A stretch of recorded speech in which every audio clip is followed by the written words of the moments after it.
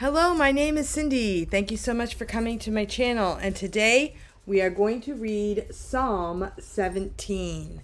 So I've been reading through the Psalms one by one on my channel, and today we're going to read Psalm 17.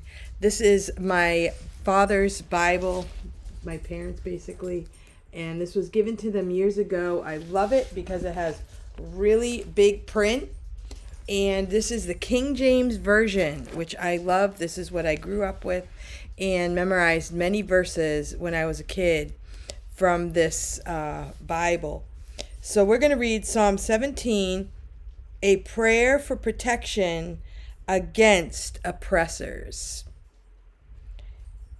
A prayer of David. Hear the right, O Lord.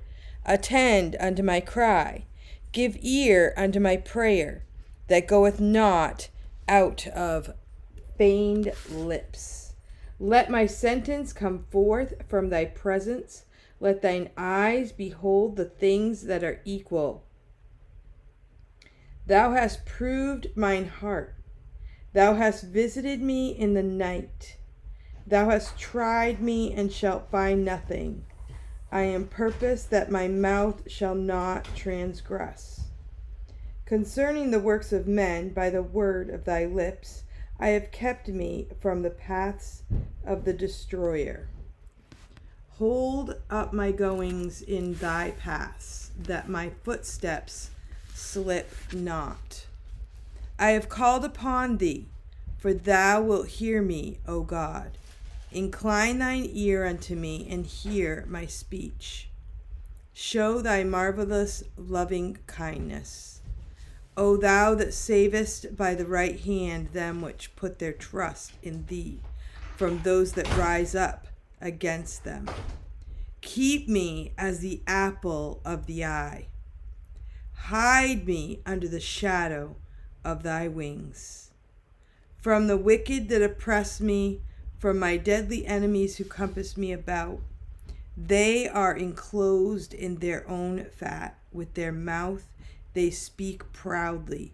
They have now compassed us in our steps. They have set their eyes bowing down to the earth, like as a lion that is greedy of its prey, and as it were a young lion lurking in secret places. Arise, O Lord, disappoint him. Cast him down. Deliver my soul from the wicked, which is thy sword. From men which are thy hand, O Lord. From men of the world which have their portion in this life, and whose belly thou fillest with thy hid treasure. They are full of children, and leave the rest of their substance to their babes. As for me, I will behold thy face in righteousness. I shall be satisfied when I awake with thy likeness. A lot of interesting things there to that stick out to me. First of all, it says, hear the right, O Lord, attend unto my cry, give ear unto my prayer. So David is asking God to hear him and to listen to him. And I don't know if you've ever been in a situation where you felt like, is God listening? Does he hear me? And the truth is, he does. Sometimes we don't feel that way because, we don't live in a spiritual world and we're human. We're limited in our understanding. But when we call out to God, he promises to hear us. And we need to just keep calling out to God and keep asking him for help. And it's interesting here that David acknowledges that God can help him through the hard times. When he has enemies against him, he can call on God, and God will always be faithful. And it says here, keep me as the apple of the eye. I think that's really interesting. I've heard people talk about the apple of the eye and how it is the most protected part of the eye and the most vulnerable. I'm gonna look it up because we have Google right now. The apple of my eye is an idiom that means someone or something that is cherished above all others.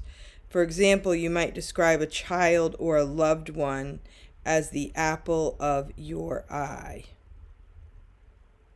In Old English translations of the Bible, the word apple was used to refer to the pupil of the eye. Okay? Scholars speculate that the Anglo-Saxons used the word apple because they thought of the pupil as a solid ball that could fall out. Oh, that's interesting. So Psalms says that the apple of the eye. A little bit more explanation here. So it's an idiom, but also I believe that it describes part of the eye that is vulnerable, that is protected. You know, you're always going to be watching your eyes, and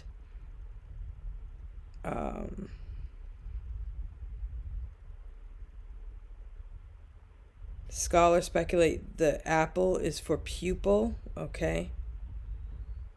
I have heard it that it's more than the pupil, but I guess with your eye, it's like the center of your eye, the protected part, the part that you want to watch over, because you don't, without that, you're not going to be able to see anything.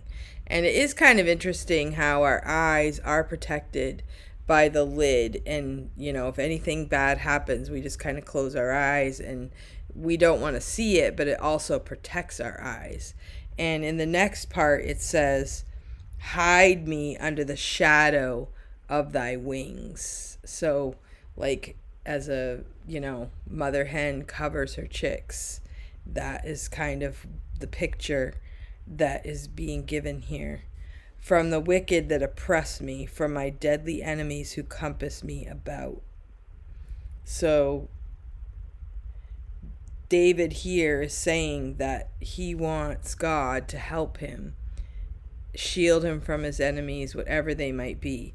And in our world today, it is February 28th, 2025. Ooh.